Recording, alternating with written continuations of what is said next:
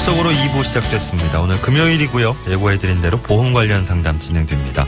금융감독원의 윤진호 팀장 나오셨어요. 어서 오십시오. 예, 안녕하십니까. 안녕하십니까.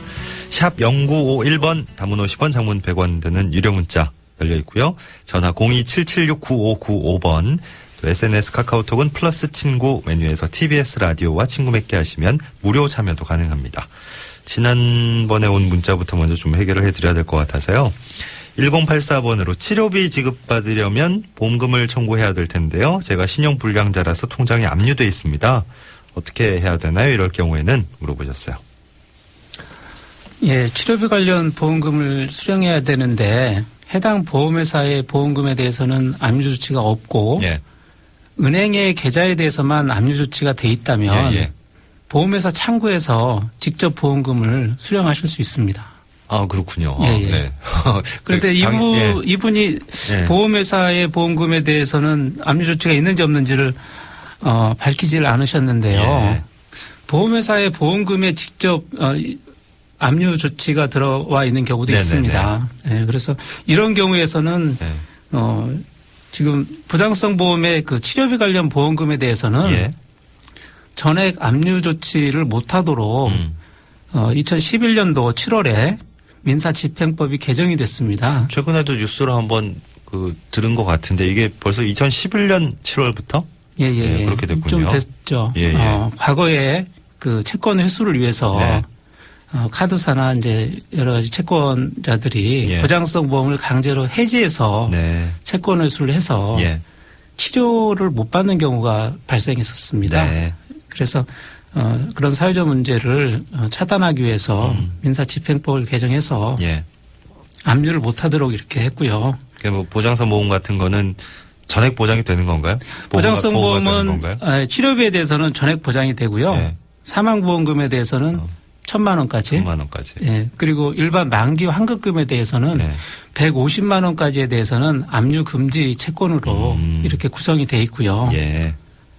이러한 압류 금지 채권인 뭐 치료비 관련 보험금 등이 만약에 실수로 압류 통장에 들어갔다면 그런 경우에도 법원에 신청을 하면 그 부분은 풀 수가 있습니다. 아하, 그렇군요.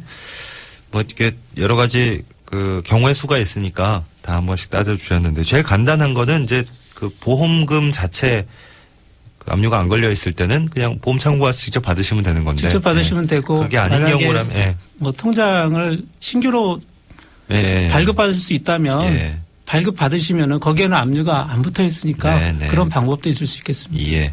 이제 그런 게 아닌 경우인 것 같아서 지금 각 경우의 수를 나눠서 지금 말씀을 해 주셨네요. 2635번님은요. 예전에 실손보험 암보험 가입할 때 만성 B형 감염 보균자라는 사실을 알리지 않았는데 그래도 가입 후 5년 지나면 보험금을 받을 수 있다고 얘기를 들어서 이게 맞는 얘기인지 궁금해하셨네요. 이 경우에는 실손보험과 암보험의 경우를 나누어서 설명을 드려야 될 것 같습니다. 실손보험의 경우에는 보험 가입 시 만성 B형 감염 보균자라는 사실을 알리지 않았으면 원칙적으로는 그 알리지 않은 질병에 대해서는 아예 보상이 되지 않습니다.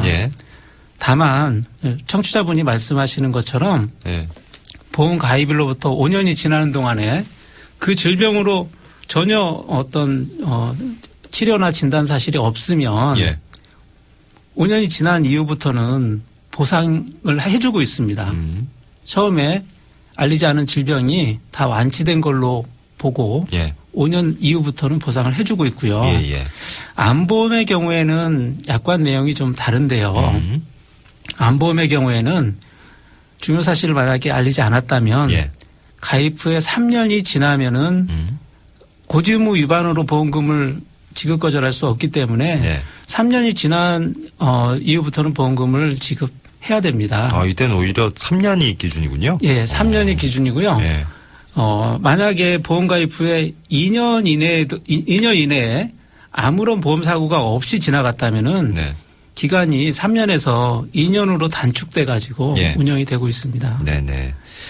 청취자분의 사례에서 만약에 만성 B형 감염 보균자라는 사실을 알리지 않았는데 보험 가입 후 2년 동안 아무런 사고가 없다가 그 후에 뭐 그런 일이 있으면 안 되겠지만 뭐 암 진단이나 이에 준하는 어떤 보험 사고가 있었다면 예.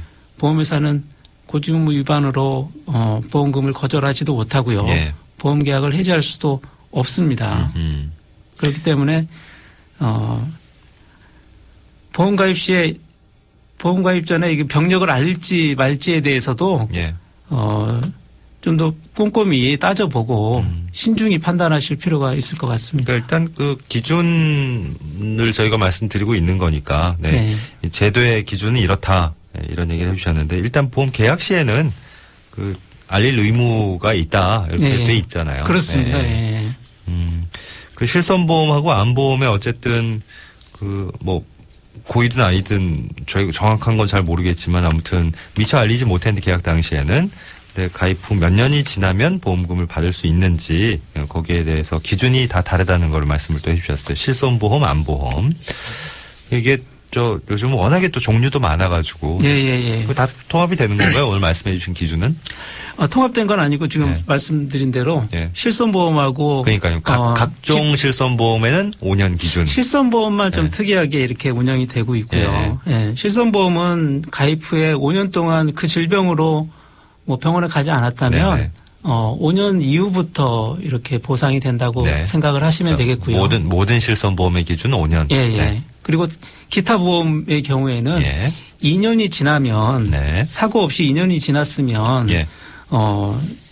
그 고지의무를 따지지 않기 때문에 그걸 알릴지 말지에 대해서도 한번 생각해 보실 필요가 있을 것 같습니다. 알겠습니다. 왜냐하면 예. 알리는 경우에는 네. 아예 보험 가입이 되지 않는 경우도 많거든요. 그렇죠. 예.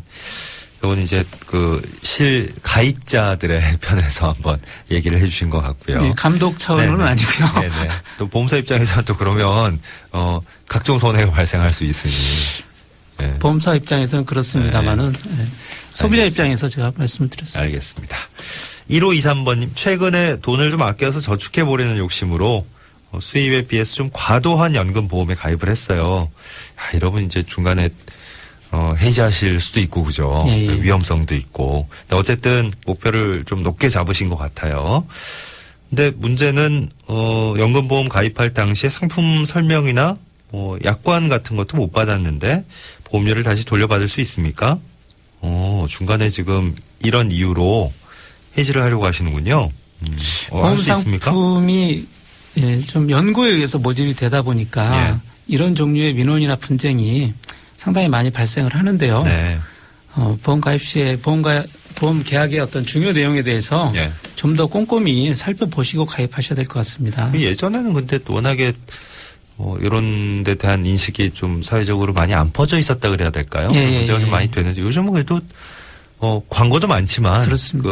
그 뒤에 항상 이렇게 덧붙이더라고요. 말이 너무 빨라서 잘 못 알아듣는 경우도 있긴 하지만요. 근데 뭐 약관 상품 설명 이런 거 꼭 받으시라. 이걸 이제 첨부를 해서 설명을 하던데 여전히 또 이런 문제가 있군요. 여전히 많이 발생을 하고 있고요. 이러한 유형의 분쟁에 대해서는 보험 가입일로부터 3개월이 지났는지 여부가 상당히 중요한 쟁점인데요. 일단 또 기준이 석 달입니까? 석 달입니다. 이거는. 보험 가입 시점부터 3개월이 경과하지 않은 경우에는 보험 가입 시에 상품 설명을 받지 않았거나 증권을 받지 않았거나 약관을 받지 않았거나 청약서에 자필 서명을 하지 않았거나 이러한 종류의 그 내용이 있을 경우에는 계약을 다 취소할 수가 있고요. 이미 납입한 보험료하고 거기에 따른 그 기간에 따른 이자까지 전액 환급받을 수가 있습니다. 근데 석 달이 지나면 문제가 되는군요. 석 달이 지나면은 상당히 어려워진다고 보셔야 되는데요. 이런 경우에는 이제 저희가 청약서나 상품 설명서에 자필 설명이 되어 있는지 근데 요새는 이제 대부분 다 되어 있거든요. 그리고 모니터링 콜에서 어떤 식으로 답변했는지를 보는데요.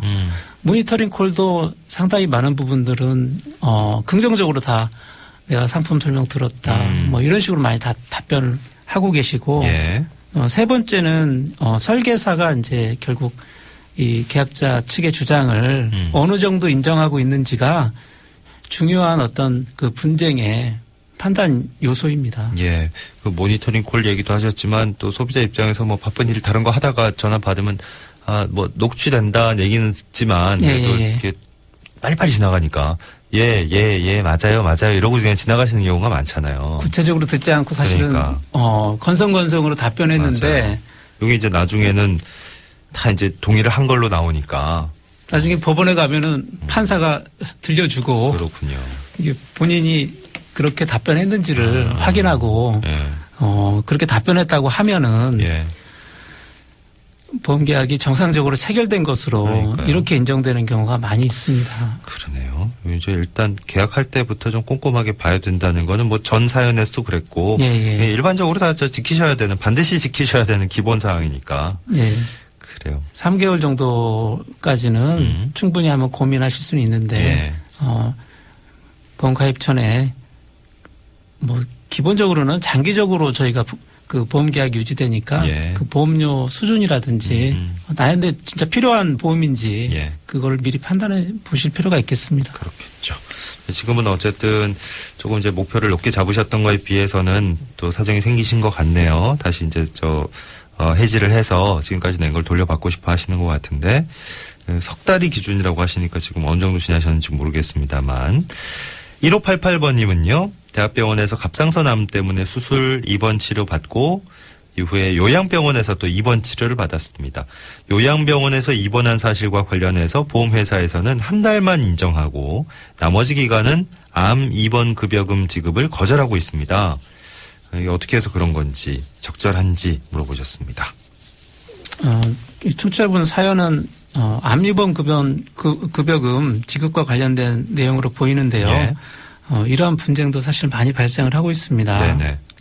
그 판례에 따르면은 요양병원의 암 입원 급여금에 대해서는 잘 인정을 하지 않는데요. 그래요? 예, 저희가 내용을 보면은 대법원에서는 그 암의 치료를 직접 목적으로 입원한 경우에만 인정을 하고 있는데 그 애가 종양을 직접적으로 잘라냈다든지 종양이 자라나는 걸 억제하기 위해서 수술을 했다든지 또는 방사선 치료를 했다든지 그 항암 치료 관련된 약물을 사용한 경우에는 그 암 입원으로 인정을 해 주는데요. 요양병원에서는 대부분 그런 것보다는 어떤 면역력 치료 이쪽에 많이 그 치료를 하고 있기 때문에 과거에 보시면은 어떤 그 약물을 투여했다 하더라도 그게 이제 임상적으로 암 치료의 효능이 있는지에 대해서 이제 좀 의문시하는 그런 판결들이 많이. 아무래도 요양병원에서만 치료받는 것의 대부분은 이제 암 치료와 직접적인 연관은 없다고 보는 거군요. 그렇습니다. 그리고 결국은 이제 그 암 종양이 있는지가 중요한데요. 종양이 있는 상태에서는 많은 부분 인정이 될 수 있겠는데 요양병원에 가는 경우에는 이제 암 종양이 또 없는 경우고 이래서 요양병원에서 치료하는 부분에 대해서는 상당히 좀 제한적으로만 그런 경우라서 아마 보험회사에서 1개월만 인정한 거다. 이렇게 해석할 수 있을까요? 대부분 사실은 좀 감독원에서도 조정이 많이 잘 안 되는 그런 상황이 있습니다. 그렇군요. 이제 뭐 암보뿐만이 아니고 각종 질병을 위해서 든 보험에서 우리가 제일 답답할 때가 소비자 입장에서 제일 답답할 때는 이게 분명히 다 될 줄 알고 가입을 했는데 나중에 따져보니까 이게 복잡하잖아요. 코드도 복잡하게 나오고 해서 보험회사 측에서는 이거는 저희가 보장 못 해드리는 상황입니다. 이렇게 나오면 정말 이게 답답하죠. 그렇습니다. 이게 사실은 뭐 소비자 입장에서 보시면 소비자 입장에서는 이게 대학병원에서 대부분 암에 대해서 치료를 하거든요. 근데 대학병원에서는 오래 치료를 못하고 대부분 뭐 한 2주 이내에는 대부분 다 이렇게 퇴원을 시키고 있기 때문에 소비자 입장에서는 좀 억울한 측면도 있는 것 같습니다. 또 요양병원에 가셨을 때는 또 암보험이 잘 적용이 안 되는 부분이 있다. 그래요. 3122번님은요. 내용 간단합니다. 음주운전하다 사고 났을 때 자기 부담금이 전부 다 늘어난다 그러는데 더 내용 좀 알려주십시오 하셨어요. 무슨 사고든 간에 이제 과실 비율을 따져가지고 그 다음에 내시는 거는 이제 올라간다든지 뭐 자기 부담금이 늘어난다든지 이런 거는 당연하게 알고 계실 텐데 전보다 좀 더 늘어나나 보죠? 올해 4월 9일부터 예. 자기 부담금이 기존에 이제 300만 원에서 네. 400만 원까지 늘어났는데요. 네. 4월 9일 이후에 이제 가입하는 시점에 그 부분이 늘어나는 걸로 이렇게 이해하시면 되겠고요. 요즘 새로 드는 보험은 다 이제 여기 적용받는 거군요. 그렇습니다. 예. 그러니까 내년 4월 9일까지는 이제 다 그 내용이 바뀌시겠고요. 예. 대인 배상의 경우에는 200만 원에서 300만 원으로 늘어났고요. 예. 대물 배상은 50만 원에서 100만 원으로 늘어났습니다. 근데 음주운전 같은 경우에는 뭐 다들 아시겠지만은 예. 혈중 알코올 농도가 0.05% 이상인 경우에는 면허 정지나 이제 취소 등의 조치도 있고. 그럼요. 예. 그리고 벌금이나 징역형에도 처해질 수 있고요. 네. 그리고 무엇보다도 상대방과 본인 자신에게 큰 상처를 남기게 되니까. 물론입니다. 네. 뭐 이런 것과 관계없이 절대 하시면 안 되겠습니다. 그럼요. 네. 이제 날 쌀쌀해지고 또 연말 다가오고 이러면 이제 또 회식들 많이 하실 텐데. 예. 음주운전은 뭐 절대 안 되는 거고. 절대 안 되는 거고. 1988번님 5년 전에 모 손해보험회사에 실손의료보험 가입해서 유지를 하고 있고요. 최근에 또 다른 손해보험회사의 실손의료보험을 추가 가입했습니다. 만약에 치료비 지급받을 일이 생기면 이중으로 지급되는 건가요? 하셨네요. 이중으로 지급되지 않고요. 예, 예.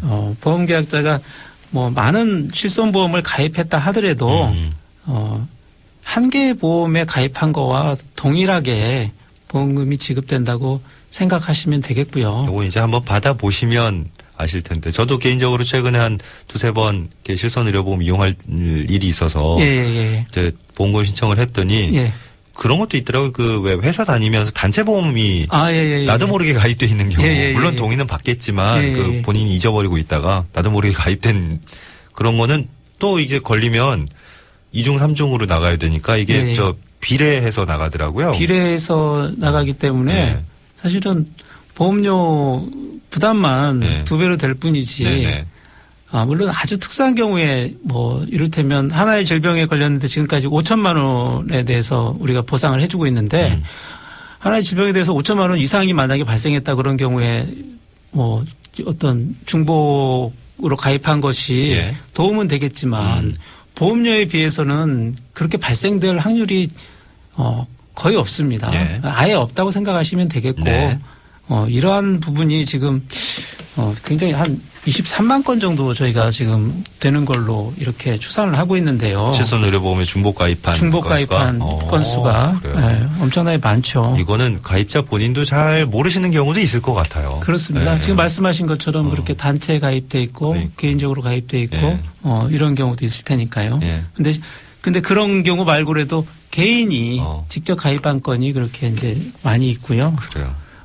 이런 경우에는 보험회사가 만약에 이걸 불완전 판매로 잘 설명을 제대로 안 해주고 가입을 시켰다면은 이 부분에 대해서는 전액 반환을 하도록 하고 있고 그렇습니까? 이자까지 붙여서 이렇게 반환토록 하고 있으니까 좀 적극적으로 좀 살펴보실 필요가 있겠습니다. 이건 오히려 중복으로 가입돼 있으면 나중에 보험금 청구할 때도 다 따로 이제 청구를 해야 되는 거니까 오히려 더 번거로우시더라고요. 번거로우시고 의미가 없죠. 소비자 입장에서. 그 실손보험에 대해서는 또 여러 가지 주의할 점들 오늘 많이 배우게 되는데 일단은 그 같은 뭐 질병이라든지 어쨌든 보험금 청구할 일이 있을 때 같은 사안에 대해서는 이제 중복 지급이 되는 게 아니고 비례 분할 되기 때문에 비례 보상이 되기 때문에 한 개의 보험만 좀 장기적으로 잘 유지해 주시면 좋을 것 같습니다. 그게 제일 좋겠군요.